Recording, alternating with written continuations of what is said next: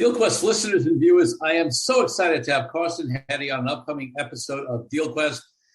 Carson is a major player on the sales side, currently at Microsoft. He's got a four-book best-selling series on sales. And we're really going to talk about, again, that intersection of how it's not just a sale, but how it really becomes a deal.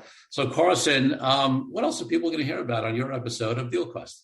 Corey, I'm really excited. Thanks for having me. I'm looking forward to it. We're going to touch a litany of topics, the nuances between the deal and the transaction, how to really meaningfully partner with organizations, how to assemble all of the right players and the parameters, how to understand what a win looks like for all parties involved. We're even going to talk a little bit about social engagement, how you can leverage social tools to create meaningful relationships and nurture them over time. So I'm very excited.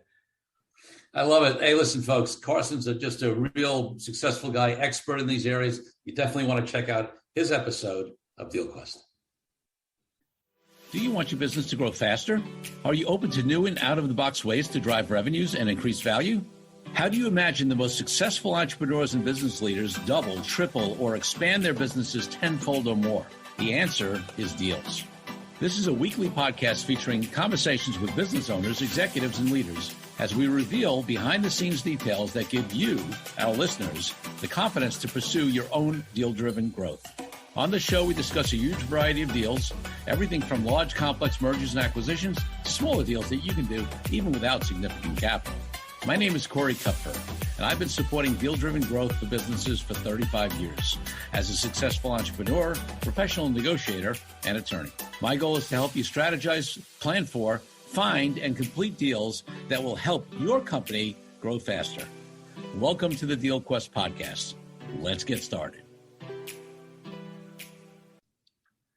Carson Heady is the best-selling author of the four-book Birth of a Salesman series and an 8-time CEO President's Club winner across 6 sales and leadership roles at AT&T and Microsoft. He's been recognized as the number 1 social seller globally at Microsoft and currently serves as the sales director for the Microsoft Health and Life Sciences. He lives in St. Louis with his wife, Amy, and daughters, Madison, Sidonia, and Charlotte. And I am super excited to have Carson on the DealQuest podcast. Carson, welcome. Corey, I'm thrilled to be here. Thank you. So we're going to jump into the way I normally start the podcast, but people listening to your bio who've listened to this podcast are going to say, wait a second, Corey, I thought you always make this distinction between sales and deals, and you got a sales guy on. Well, folks, I want to tell you, yes. I mean, Carson is a master salesperson, but he also understands in all his leadership roles and sales roles and whatever the value of deals, and you're going to get to see that. And I realize that I love when we bring together this conversation of the organic growth sales along with deals because they're not mutually exclusive. And I had to look back, and I think it was all the way back. I mean, this is going to be, I think, episode, 130 something, maybe even 140. The last person we had, I think, where we talked about sort of the integration of a great salesperson and deals was Daryl Johnson back on episode 82. So it's been a while. So I'm super excited to have you on. So before we get into that and talk about some of the deals you're doing now that impact how you grow sales for the major companies you work for, I want to take you back, Carson, to when you were a little kid growing up, 8, 10, 12 years old. What did you want to be? Because for a lot of people, it's not what they're doing now. But I don't know. Were you a born salesperson? Did you want to be a salesman when you were a kid, or was it something else? No, I got into sales very much by accident. Definitely not by design. I went through a lot of the normal cycles of, wanting to be an astronaut or, things of that stature. But I did want to be a writer when I was a kid. So I was able to achieve that milestone. But no, I got into sales quite by happenstance. It was one of those situations where I got out of college. I had no idea what I wanted to do. And I actually thought I was going for more of a customer service type role, but I found out very quickly that it was not. And I love that you made the delineation as well, Corey, between the deal and the transaction, because I started out in a very transactional environment. It was kind of a one-call close type of environment. Yes. So I had a certain connotation of sales for many years because of that. But then over time, especially as I started to get the privilege of working with enterprise customers, realized, some of the nuances of not only longer sales cycles, but if you're truly attuned to their needs, the art of the deal, as it were, is to ensure that you're aligned to roadmap, that you're aligned on critical milestones, and that you have all the right people in the boat with you on both sides. So really glad you made that delineation. But it was not by initial choice that I got into sales, but it's definitely by choice that I stayed. Love it, love it, love it. And one other question, looking back before we talk a little bit more about what you're doing now, and more specifically about deals. What was the first deal of any type that you can remember? Could have been when you were a kid, later, whatever comes to mind. First deal of any type. I'd say the one that really probably jumps out the most at me was one that we did when I was within AT&T. Actually, I was in their advertising bureau for some time, and very large advertising deal that we were able to land with a big name. Now, a lot of these.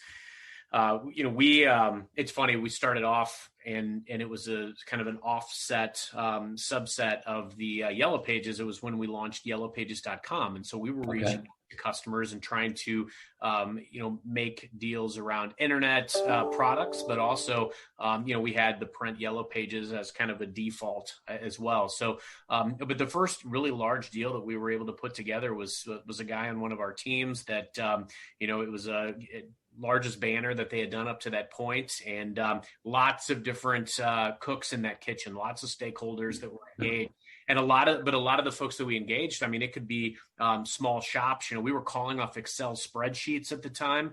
We had no auto dialer at that time. It was felt like it was the Stone Age of sales, but it was a very complex deal.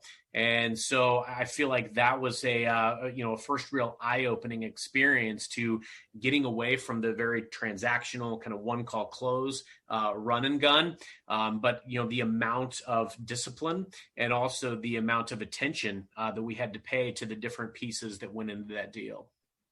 So let's jump off on that and talk about this distinction that I initially raised and you commented on, of sales versus deals, or transactional sales versus deals. And you've already sort of quickly alluded to some things about, having to bring different people to the table, right? Some of them might be in your organization, outside your organization, right? Strategic alliances, partnerships, all this kind of stuff. Why don't you tell me what you look at as the difference between a traditional sale and what makes it really a deal?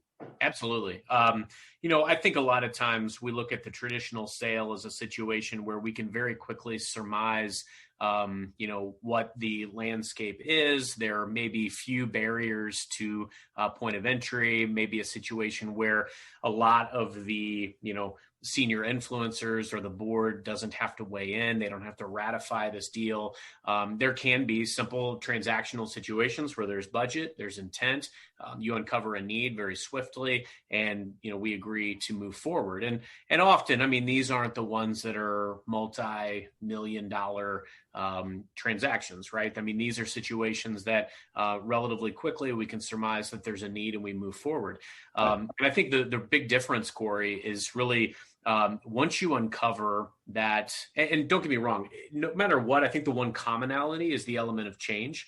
And that's the commonality of the foundation of it, is that, in both cases, we're looking at, trying to become part of a transformation for an organization. Now, a transaction might have minimal ramifications or implications. However, a deal typically has pretty substantial ones. And that's why when we're asking for that level of change, it requires a lot of different stakeholders. It requires an understanding of key milestones and timelines that are going to be required in order to make that happen. It also makes us ensure that we've got the right people in place on all sides. So, my team is in place. The resources that we can bring to bear are there. The investments that we are going to make, that level of intent. And then on the flip side, the expectations that the client has and are going to bring to bear. What are they going to commit to from a milestone or an investment perspective? And then also, what is the plan? How are we going to map out these key milestones, not only before the deal transacts, but also after the fact? I think the key delineation, another key one between deal and transaction, is that it's a relationship. You are truly embarking on a mutually beneficial relationship where there are aligned synergies. There is intent to work together, and intent to work together beyond whatever deal transpires. I think the key element is that a deal isn't a moment in time. It's something that you build toward, and it's also something that you build beyond. Yeah, I love that. That's a great way to phrase it. And are there times in these deals that you're bringing, there's you theoretically, whether it's for, whoever you are for Microsoft, let's say, where obviously there's a product or service that you do want to sell to the client needs it, but you've already started to distinguish out this ongoing relationship, et cetera. Are there times where you're also part of the deal is that you're bringing other strategic resources, even outside of, the two companies to the table? That can certainly happen. So, drawing from a few different experiences, there have been multiple situations where, especially if you're a trusted advisor, there may be even situations where I've recommended or brought in people that would technically fall in the competitive landscape. There's also been situations where, at Microsoft, we have a very robust partner ecosystem. So a lot of the implementation of solutions can transpire with the help of a partner. In fact, I had the serendipitous good fortune of starting a week after our new CEO, Satya Nadella, 7.5 years ago at Microsoft. And one of the major decisions that was made is that we would be a platform organization. We would be open source. We would allow solutions to be built on our platform. That was critical because it was less about us always being the solution, and it was more about let's meet you where you are. Let's integrate and enhance what you have in place. And so absolutely, Corey, I think, anytime, and that's the exciting element of a deal, is anytime that you're looking at the deal from a high level, you've got to be able to ascertain, what are the right resources to bring to bear? Who are the right players? A customer may have a desired partner or other player that they want to work with in some way. I've been involved in deals that have involved 12 different, other players, vendors, partners as a part of the mix. So I think that's the exciting element is, let's make sure all the right people are in the boat because that's the best way to set sail, frankly. Yeah, and listen, and frankly, it takes another skill set to be able to, it's one thing to say, hey, I've got a great product or service, you need it, I'm going to sell it to you, here's the price or whatever it is. But to be able to bring all those stakeholders together and to coordinate, right, and make sure that they're all working, rowing in the same direction. If you want to use, a cliche, that's a whole different, that's a whole different skill set than be able to convince somebody to buy a one-off product, right? Completely agree. I mean, it's a true orchestration. And, to use that analogy or stick with it, I mean, thinking about the different, the conductor, you are in essence a conductor, or a deal of that magnitude requires a conductor to make sure that everybody is playing their part, understands their role in the deal. A lot of these specifically at this level require executive sponsorship of some sort. You've got to make sure that you are very clear and crisp in relaying the priorities, making sure that everyone understands their role.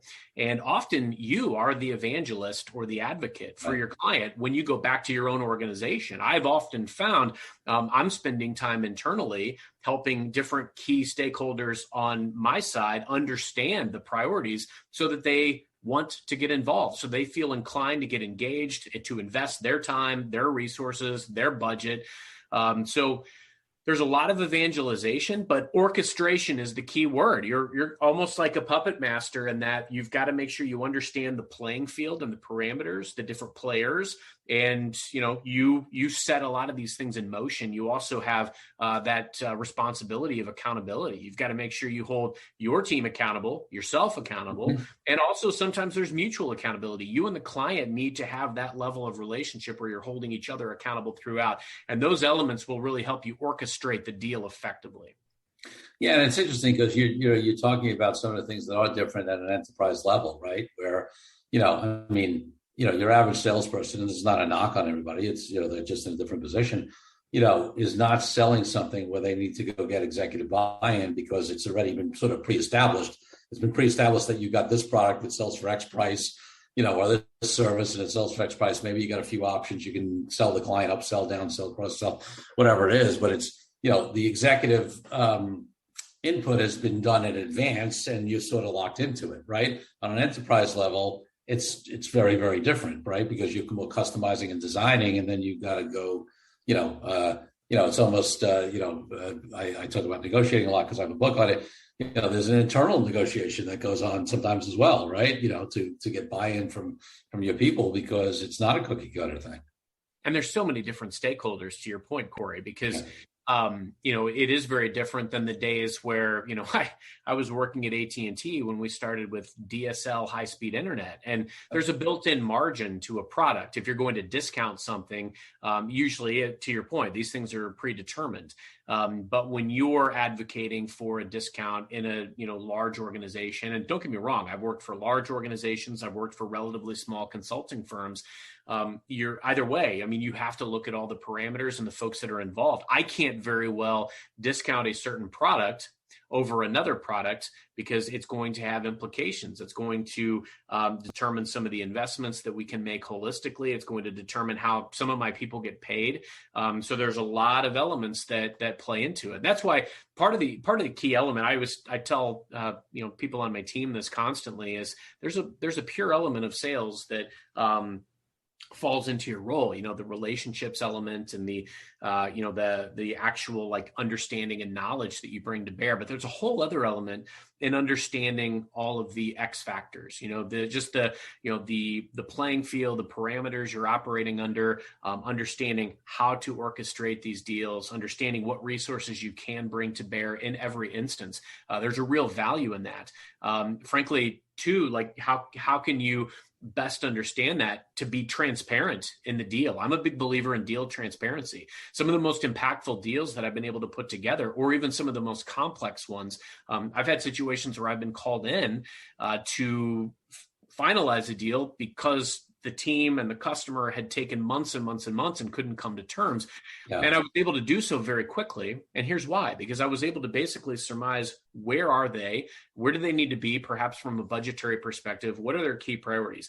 But then also helping them understand, what are my organization's key priorities? What levers can we pull to unlock perhaps additional incentives that we can bring to bear? It's my goal, again, to be that evangelist and advocate. And by understanding the resources at my disposal and by being transparent in the deal process, you gain trust. But you also, who doesn't? Everybody wants to walk away from those scenarios with a win. I always try to figure out, what is a win for my client, the person sitting across the table, or in this case, sometimes throughout that virtual room. But whatever that is, figure out what looks like a win to your client, orchestrate that within the deal, and make sure that you are very mindful of your customer, your own company, and yourself and the other players and how they get paid. And if you take all those things into consideration holistically, that's how winning deals are done. Yeah. And for me, it's interesting because, this comes up for me as a lawyer. It comes, I look at, I know a lot of folks in quote unquote creative fields. And I always say, I look at a lot of my business clients, whether they're in financial services, whether they're in tech, whether they're in sales, whether they're whatever. And the great ones really are very creative people. They may not be expressing it in a painting or in writing a song, right? But there's but you need a level of creativity and out of the box thinking and ways to think on your feet and figure out what's available to truly get a deal done. If you're doing if you're doing a sale and you basically don't have a lot of optionality, and it's like, okay, either, and there's still creativity in the sales process anyway, But certainly when you're doing enterprise level deals where you've got so many moving pieces and so many resources you can bring to the table, and where you got to get approval. I mean, I think it's a very creative field in a very different way than somebody who paints, but it's still very creative. You hit the nail on the head, Corey, when you said outside the box thinking. And I think that's why it's so important that both parties or all parties that are involved can state their priorities to one another. What are the key asks that each organization has? How would they prioritize them? Because you're not going to walk away. Not every side is going to walk away with every single element that they want to get out of the deal per se. However, if you are all very candid in what looks like a win to one another, and you can prioritize those things and make sure that everybody gets that, some key elements of that in the deal. I think that's what's going to make it a winning deal. And when you said that about the outside the box thinking, sometimes it isn't always cut and dry or, tried and true. There may be some unique ways or unique perspectives by which we can view the deal or the potential investments or the resources that we can bring to bear, or what does that post-sales relationship look like? There's a lot of different things that can be taken into consideration. And I think that's why you want to leave no stone unturned when you're uncovering ways to put this deal together. Love it. So I want to talk a little, so you wrote this 4-book series, Birth of a Salesman, and best-selling author. What inspired you to write the books? And then I want to get into a little bit because, doing a book is a deal as well. So tell us a little bit more about the books, though, before we get into the deal aspect of it. Yeah, I always enjoyed writing. I mean, when I was a kid, I'd write stories about, people in my class and, we were in space or we were time travelers or whatever it was. And then when I was at AT&T, I was writing this newsletter column. And, it was a lot of these articles were gravitating towards sales. Yeah. Now, look, there's so many sales books out there. I didn't want to reinvent the wheel. I didn't want to try to do something that would pale in comparison to what else was out there. So I created a fictional story about a protagonist who goes through all these lessons and then he writes a book, right? So it was kind of a book inside of a book concept. Mm-hmm. And, I did this, a decade ago. And, to your point, I reached out to 1,692 publishers and agents and finally found, it was about 15 that read the material. 6 offered to publish it, and I picked the one with the best distribution. And I can tell you that it's been one of the greatest experiences of my life, not because I've sold enough books to retire, because I haven't, but because it has beget relationships that I never would have had otherwise. I was actually recruited for and hired for a role because they had seen that I had written the book. And then from there, it was a relationship that led to my next opportunity. And then ultimately that relationship that I made at that organization that led me to Microsoft. So I can very distinctly track back, how that book has impacted my career, which has been amazing. And then I've written 3 subsequent ones, the latest being Salesman on Fire, which has been the best selling of all of them. So it's been a wonderful journey. It was something that I always wanted to do, but I needed to do it in a unique way. Yeah. So did you end up getting an agent, or you went directly to publishers, or how did that end up happening? Because especially with I know a little bit about it because I've done a book which I hybrid published. My wife's done a book which she got a major publisher deal. So I know everything from self-publishing to hybrid to major. And certainly with the majors, you pretty much never get a deal without an agent. Although my wife was a little bit of I won't tell her story, but in any case, so which way did you end up going with that original book and the subsequent ones? Yeah, I bought a book called The Writer's Market, and it basically helped me train myself on how to write query letters. And I did a combination of reaching out to agents and publishers. And I had more success just going direct to publishers. They were the ones who were more responsive. I have done the publisher route. I've also self-pub since. Yep. And, I'm not going to advocate one way or the other. I think you've got to choose your own journey. I've yet to get a major publishing deal, but who knows, maybe someday. Yeah. And listen, for the audience, in case you didn't know, and we've discussed it a little bit on a couple of episodes. I mean, almost nobody gets a major publishing deal these days. Even the books the books, even when the major publisher takes you, the advances are not significant in most cases, unless you are a athlete or politician or superstar, whatever. But there are exceptions. My wife was an exception. She got a nice advance from a major publisher. But there's also so many other opportunities, right? Between self and hybrid publishing, and for the most part, even most people who publish with majors, you're not getting rich off a book. You're leveraging it. If you're smart, you're leveraging that book somehow, right, into relationships, into opportunities, creating authority, marketing, getting yourself speaking engagements. If you happen to be a speaker, there's a lot of ways you can leverage a book, and and put business models around it, do deals. And that's the smart people do that because almost nobody's getting rich. There are a couple of exceptions, I'm sure both Barack and Michelle Obama and name a bunch of celebrities, whatever, have made a lot of money off their books, but those are few and far between. So, there are different ways you can do deals to leverage books, even without a major publishing deal. Agreed. Yeah. Let's take a break from the show for a minute so I can invite you to a new way to determine your deal readiness. I created a fast and easy assessment that will determine exactly how deal ready you are. Once you complete the assessment, I use your responses to identify the obstacles that are holding you back from being a deal-driven growth genius. It's as easy as heading to CoreyKupfer.com/assessment.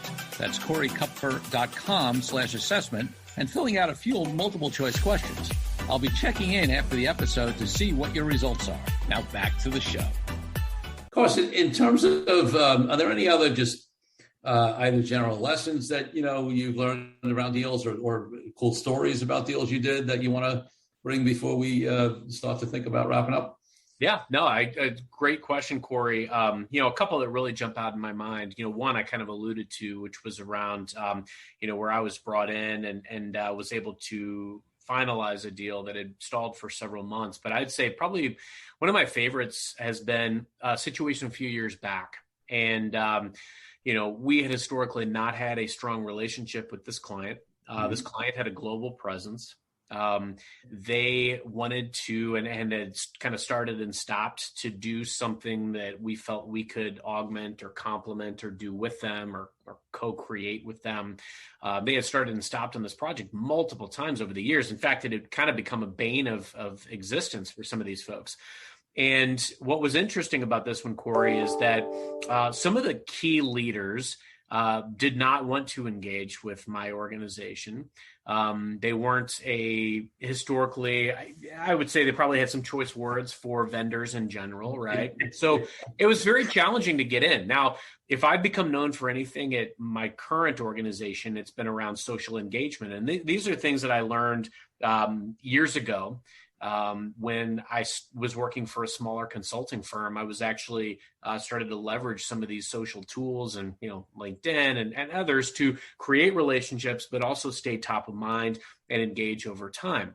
Now, I'm a big believer too in, identifying all of the influencers, and not just the influencers, but also their influencers. So, who are those key stakeholders? So just because one C-suite member blocks me out doesn't mean that I'm not going to try to create relationships elsewhere. Now, it's a slippery slope because if you try to go around or especially above different people, sometimes that does not have, it may have an adverse effect in the original relationship. But again, what are you gambling if you don't have a relationship to begin with, or it's a sour relationship? So long story short, I found some key stakeholders, some through LinkedIn and social outreach, some through some connections that I had in my own organization that knew people on their board. And at the end of it, what I ended up doing was created a situation where the board, the CEO, and the CFO forced the meeting to happen that I had initially been after. Now, it wasn't, it was kind of, I'll say contentious. It was kind of a contentious environment at first. Right. But where it really went well, Corey, was because I was able to look across the table at this person and basically, and I built a phenomenal team. I had executive sponsorship. We had multiple specialists that had flown in from around the world. And it was just a dream meeting, but it was very challenging to get to. It started out a little rocky, but what was great when I was able to look across the table and help them understand that, look, we understand the situation that you're in. We understand the history and the personal elements of this. And we by no means are presenting that we are or have the entire solution, but there's more of a spirit of partnership. We want to work together to arrive at this conclusion. We understand the outcomes that you're trying to drive. I mean, ultimately what this organization was wanting to do was have kind of a turnkey solution for some of the folks that would either do work for them, do work with them, were their agents, things of that stature. They wanted to have kind of a turnkey solution. And at the end of it, what ended up transpiring, we couldn't do things exactly the way that they thought they wanted to out of the gate. But through, lots of different relationships that we were able to clue them into in our organization, we were able to strike a balance on how we could meaningfully partner, how we could help them resell, and how we could help them, set margins and have a quality product for their agents. And so that's probably my favorite deal, because there was a lot of elements of complexity. There were situations where some creativity and outside the box thinking were required. It wasn't easy. And I think those are the kind of deals, in fact, those types of deals and the ones where I lost are probably the ones that I learned the most from. Sure. But I can tell you at the end of the day, even on the deals where I lost, I love the fact that I at least have the respect level built where a customer will still call, go through the reasons why, help me and help my team, have some key learnings around why. But the one that I just highlighted is certainly my favorite because of the complexities, because of the team that we were able to assemble. And we ultimately ended up winning in a very meaningful, outside the box way. And it was the right way. It was a win for the customer. And it was a win for us. Great. You use the word partner with, right? And listen, like anything else, in my world, right? Lawyers got such a bad reputation as being deal killers that every lawyer will now say, every corporate lawyer says they're a deal maker, right? That doesn't mean they are, right? There's a difference between a lawyer who's truly a deal maker, and that doesn't mean they're not going to advise their client if there's something that is a risk, et cetera. But they're going to, move negotiations along. They have the skill to understand that there's a pace and rhythm to the deal. They're going to tailor their advice and measure risks in terms of also the opportunity on the deal side, not just what could go wrong. But at the same time, it's become a buzz phrase now because the lawyers are trying to counteract the fact that a lot of them are deal killers by saying I'm a deal maker, right? I think partner sometimes has become a word that salespeople use now because it sounds good. But obviously that's not the way you use it. You're talking about true partnership. So what are some of the distinctions between a true partnership, which for me is more of a deal, than somebody who says, yeah, let's partner on this, and really they're just using a buzzword to try to sell you something? I'm so glad you said that, Corey, because it has become an overused term. And it's one of those things that a true partnership is organizations or people coming together with intent to either create or do something game changing, do something that will revolutionize either the way that business is done or revolutionize the industry. Another one of my favorite deals was actually just that exact same vein. It was people coming together. It was a relationship that actually began with their president. I met him on LinkedIn, was in his office the following week, brought him some material that I thought would be very relevant, including my CEO's book. And I highlighted some passages from, where I thought it was going to be most relevant to their business based on what I knew about their organization. And they were looking at doing a partnership with an organization like ours, but they had gravitated towards some things that some of our competitors were doing. But ultimately what ended up happening, Corey, was because of understanding their needs in the way that we did, creating value around some of the relationships that we could bring to bear, whether it was ones that we had with other clients that could be good partners for them, or whether it was exposing them to some of the resources or people within our organization. We did executive briefs. We invested a lot of time and just really connected them with all of the people that would make the most sense within our organization. You didn't have to call it a partnership up front like a deal. It became a partnership because of what was transpiring. And so I think that's the key element is you don't come out of the gate saying we want a deal, and you don't come out of the gate saying we want a partnership. You come out of the gate saying, look, these are the things that we identify are potentially some synergies. This is what I know about your business, about your industry. These are some things that I know people like you are grappling with today, what may be keeping you up at night. And I'm curious how you're approaching those things today. Let's talk a little bit about our journey and maybe our company's journey. And if we find some ways that we might be able to partner or collaborate, let's embark on that quest.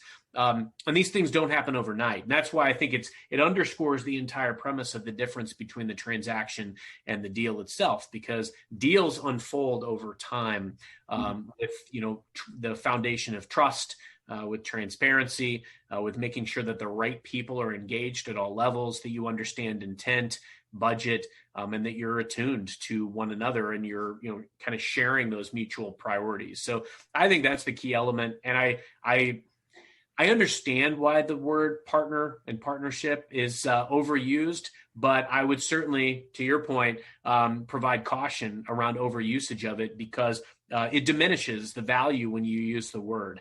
I believe in really forming a true partnership, and that comes with collaboration and really mutual investment into what looks like a win over time. Yeah, 100%. Love it. Love it. And I noticed, I just keep picking up on some of these things you say. One of the things you said in one of the examples you gave is that, that one of the ways you bring value, and this is an example of being a true partner, is making some key introductions to others of your clients, right? And being a connector brings value, to folks. Now there's risk in it, obviously. But I think that's what somebody who's a true partner does. All right. I want to give you a minute before I go to my last couple of questions, because you mentioned, and, your bio mentions it, and this is what, you're known as a social seller, right? And you mentioned LinkedIn and things like that. Talk to me about what that really means. And, obviously the landscape on social selling has evolved. I remember, a time some years ago that people first started doing, let's say, automated DM campaigns, right? And they actually worked for a while. Now, I'm not saying, that they don't work, but frankly, I get so many of them and I can smell them, and they're not, I just had somebody as an example, I won't use any names, but, they reached out to me, to finance my personal injury and workers' comp cases. The only issue is I know nothing about personal injury and workers' comp. I'm not that kind of lawyer. I've never been that kind of lawyer. If you look at my bio or any of my content, whatever, you would know I'm not that kind of lawyer. And then they did a follow-up, right? DM,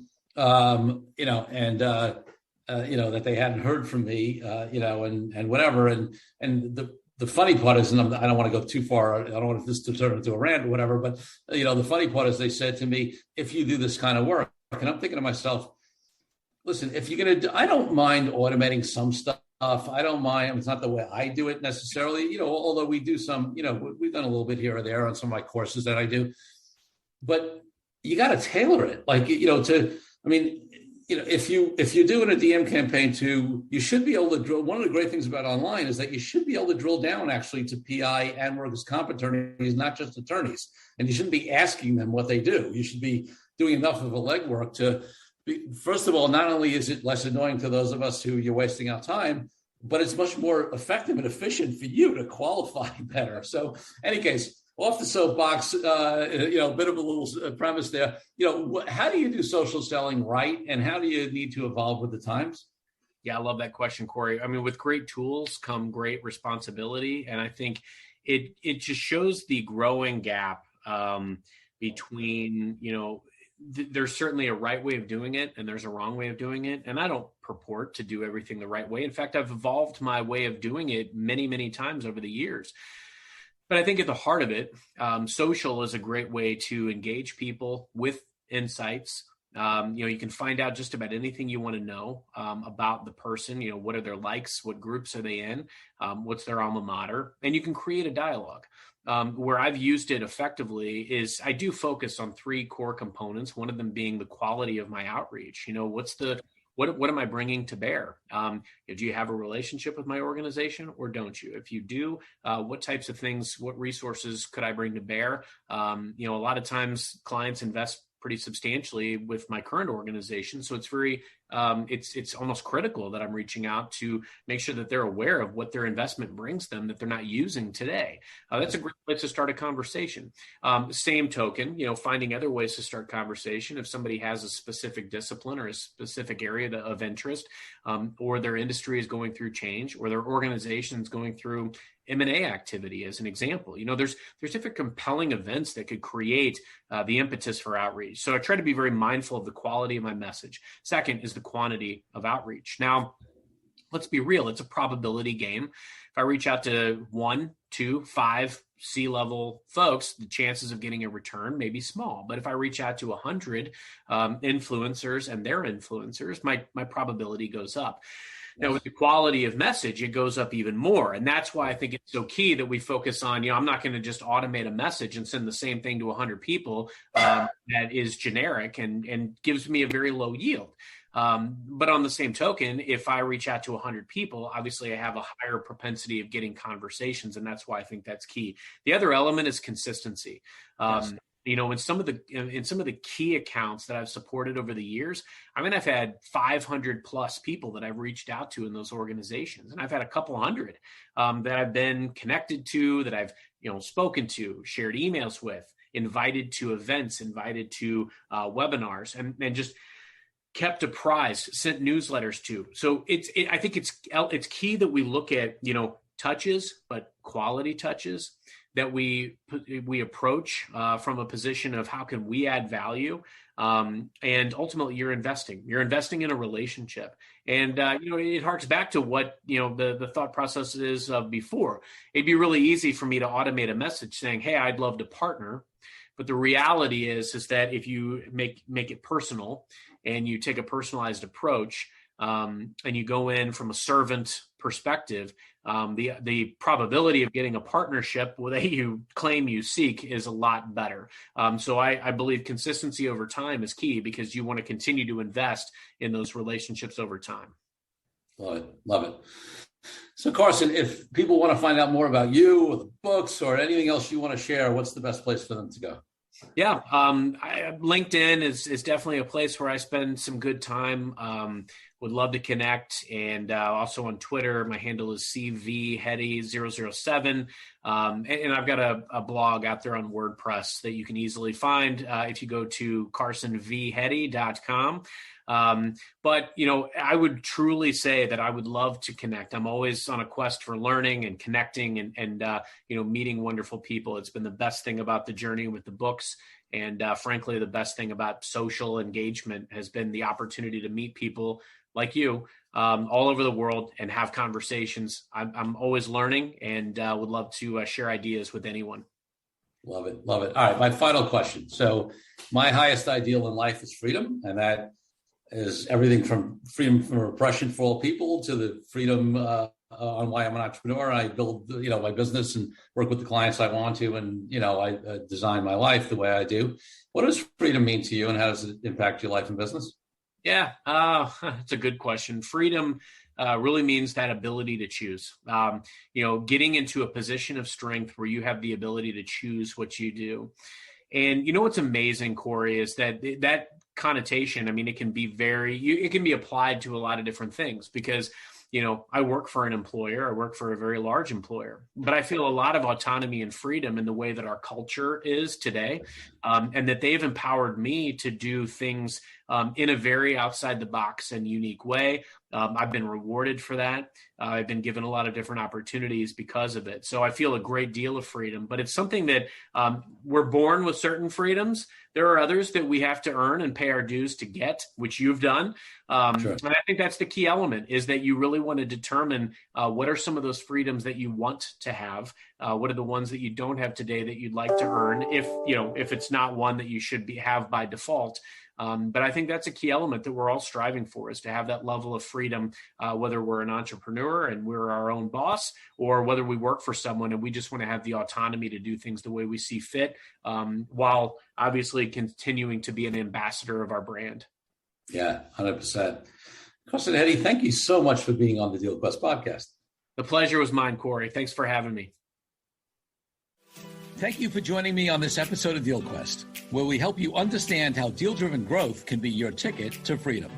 I want to invite you to a unique way to tap into the wisdom and experience of the DealQuest community.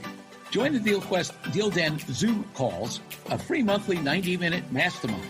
In the mastermind, we address all the challenges you may be facing and help support you with the opportunities that may arise in terms of deal-driven growth.